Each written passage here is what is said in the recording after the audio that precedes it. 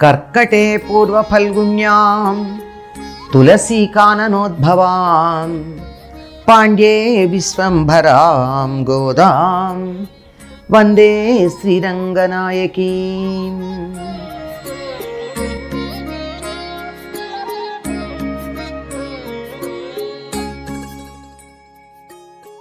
Keys కీసైంద్రంగమానైచ్చాప్తంగలందు పేసిన పెచ్చరవం కెట్టిలయ్యో pay పెണ്ണే కాశుం పిழப்பம் కల గలపక్కై పెర్తు వాసన రంగుళలాయిచ్చియర్ మత్తినాల్ ఓసై పడుத்த தைரரவம் கெட்டிலையோ நாயக பெண்ணின் பிள்ளாய் நாராயணன் மூர்த்தி கேசவனை பாடவும் நீ கெட்டே கிடத்தியோ தேசமுடையாய் తిషవిలో రెంబావాయ్.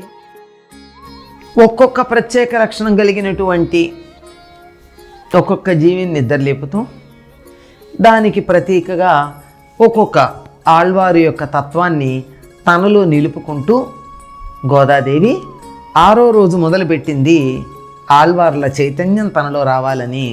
7వ నాడు మళ్ళీ చెరులను నిద్రలేపుతోంది. ఏమని?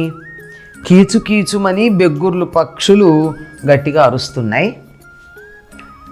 చాలా పెరుగు చిలకడానికి ఆడవాళ్ళందరూ లేచి పెరుగు చిలుకుతుంటే పెద్ద ధ్వని వస్తోంది. ఏమిటా ధ్వని అంటే పెరుగు చిలికిన ధ్వని కాదు. వాళ్ళు ఇలా పెరుగు చిలుకుతూ ఉంటే వాళ్ళ మెడలో వేసుకున్నటువంటి నగలు ఒకదాంతో ఒకటి కొట్టుకుని ధ్వని వస్తుంది. ఎంత అందమైన భావన అండి. ఎలా ఉంటుందంటే ఇప్పుడు పెరిగి ఇలా చిలుకుతారండి. ఇలా చిలుకుతున్నప్పుడు ఏమవుతుంది? ఈ ఛాతీ భాగం అంతా కదులుతుంది. అందుకే పెరుగు చిలికినటువంటి వాళ్ళకి ఎవరికీ కూడా హార్ట్ అటాక్ రాదు. మంచి ఊపిరితిత్తులకి చాలా గొప్ప అభ్యాసం. అలా పెరుగు చిలుకుతూ ఉంటే ఏం జరిగింది? వీళ్ళంతా మెడలో వేసుకున్నటువంటి హారాలు, చేతులు కొన్న కంకణాలు గల్లు గల్లుమని శబ్దం చేస్తుంటే నీకు వినపట్టలేదా? ఒక చెలికి చెప్తోంది. ఈ పెరుగు చిలికింది ఎక్కడండి? బృందావనంలో. ఈవిడికి అది కూడా వినపడింది. అంటే విల్లిపుత్తూరులో కూడా గొల్లపడుచులు పెరుగు చిలికారా? ఈవిడ ఎంత బాగా భావన చేసుకుందంటే తనకి తాను బృందావనంలో ఉండిపోయింది. ఆ భావన చేసేటప్పటికీ ఆ బృందావనంలో నందుడు, యశోద, గోపికలు, ఆవులు, పాలు. అక్కడికి వచ్చేటప్పటికీ అక్కడ ఉన్నటువంటి ఆడవాళ్ళు తెల్లవారేటప్పటికల్లా పెరుగు చిలుకుతూ ఉంటారు. మగవాళ్ళు వెళ్ళి పాలు తీసుకొస్తారు, ఆడవాళ్ళు వెళ్ళి పెరుగు చిలుకుతూ ఉంటారు. సూర్యోదయం తర్వాత వెన్న తీయరండి. పూర్వకాలం, ఇప్పటి మాట కాదు. అంటే సూర్యుడు వచ్చేటప్పటికీ వెన్న కరుగుతుంది, గట్టిగా రాదు. అందుకని ముందరే చేస్తారు. ఇవన్నీ చాలా త్వరగా చేస్తారు. మిగిలినవన్నీ స్నానపానాలన్నీ తర్వాత వాళ్ళకి, ముందు మాత్రం ఇదే ప్రధానం చేస్తారు. కనుక ఆ శబ్దం నీకు వినపట్టలేదా ఓ సఖి? ఓ చెలికెత్తని లేపుతోందనమాట. నువ్వు పిచ్చిదానిలాగా ఉన్నావు. ఎందుకు లేవో? వ్రతం చేయవా? వ్రతం వల్ల వాడు ఫలం ఉంటుందని చెప్పాను కదా. నువ్వేం పిచ్చిదాన్ని అన్నాను, నువ్వేం కోపం తెచ్చుకో. మంచి కాంతి కలిగిన దాని వేలే, ముఖం చాలా బాగానే ఉంది. కానీ నువ్వు ఈ గ్రామ నాయకుడి యొక్క కుమార్తెవి. అందువల్ల నేను నాయకుడు కూతుర్ని అని చెప్పి కొంచెం వెర్రితనం పోతున్నావేమో. దానివల్ల రెండూ ఉంటాయి. ఒకటేమో తండ్రికి పదవి ఏదైనా ఉన్నట్టయితే పిల్లలకి 2 లక్షణాలు వస్తాయండి. ఒకటికి మా నాన్న అధికారి కనుక నేను కూడా అధికారం చెలాయిస్తాననే పొగరుబోత్తనం. అధికారి ఇంట్లో ఆడపిల్లలు కనుక అయినట్టయితే గారాబం చేసి వెర్రితనం. రెండూ ఉంటాయి. అంతే కదా. కనుక నువ్వేమట్లా అనుకుంటున్నావు? కాంతి కలిగిన దానివి, వెర్రి దానివి. మనం అందరం కలిసి పద్మనాభుని గురించి పాడదాం. అప్పుడు మనకి లోకాలన్నిటికీ కూడా మేలు కలుగుతుంది. జగతికి మేలు కలుగా అనేది వీళ్ళ ప్రధానం. ఇప్పుడన్నా తలుపు తెరు. ఈ స్నానవ్రతం చేద్దాం. మనం స్నానవ్రతం చేస్తే ఏమవుతుంది? లోకానికి మేలు కలుగుతుంది. నువ్వు త్వరగా లేచిరా. తలుపు తెరి, ఇంకా తెరవలా. అందరూ వచ్చారు, ఒక అమ్మాయి రాల. ఆ రానమ్మాయి ఇంటి దగ్గర వెళ్ళి తలుపు కొడుతూ, తొందరగా తలుపు తెరువు, నీకు వినపట్టలేదా అని.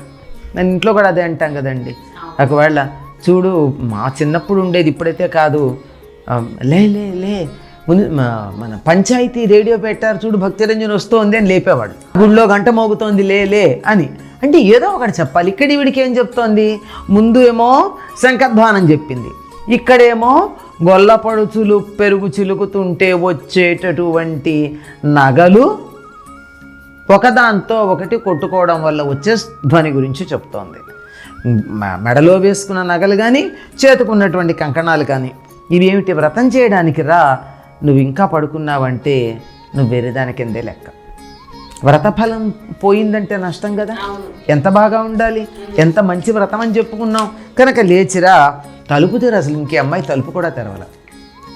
అందుకని తెష తెష అంటారు, తలుపు తెరిచి వచ్చేసేయమని ఆ చెల్లిని లేపుతూ ఉంది. అంటే ఈ లోపల రాకుండా లోపల ఉండిపోయిన వాళ్ళందరూ కూడా ఈ ఎవరు ఆళ్వార్ల పరంగా గనక చెప్పుకున్నట్టయితే వాళ్ళప్పటికే ఒక స్థాయికి వచ్చి 10 మందిలో కలవకుండా ఏకాంతంగా సాధన చేస్తున్నారన్నమాట. కాదు, నలుగురిలోకి రావాల్సింది, కలిసి చేస్తే బాగుంటుంది అని చెప్తోంది.